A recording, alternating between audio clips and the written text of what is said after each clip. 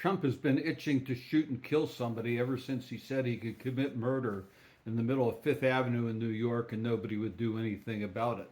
Keep in mind that in 2022, Trump asked the military if they couldn't simply shoot protesters and try and hit them in the legs because of the George Floyd murder by the police officers uh, in the protests at that time. So he's decided to pick a fight in California. And if he doesn't think that his actions have led to increased tensions in Los Angeles, he's dumber than he looks, and that's saying a lot. So let's talk about at least one specific story, but it's going on over the country in place after place that occurred in Los Angeles.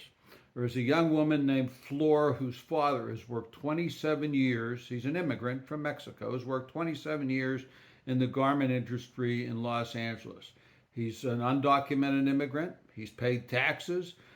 He's helped buy a home, raised three daughters, financially contributed, and I'm sure emotionally contributed to their success, and was picked up the other day in Los Angeles by men in riot gear with guns. That certainly looks non-threatening, and thrown into the basement of the Edward R. Roybal Federal Building in Los Angeles. Let's take a step back. By the way, that building is named after a Mexican-American politician who was revered in Los Angeles, and hence the federal building was named after them, although I suspect that once that becomes known by those clowns in Washington, they'll try and remove his name and pick somebody else to honor for that. But to be thrown into the basement with a lot of other people into this building with no food, no water, no bedding.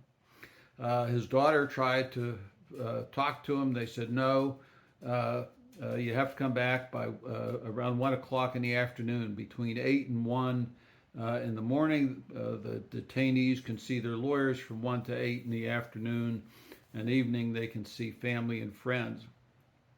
The young lady arrived at 7 in the morning to make sure, obviously, she was there in plenty of time and maybe could get in early.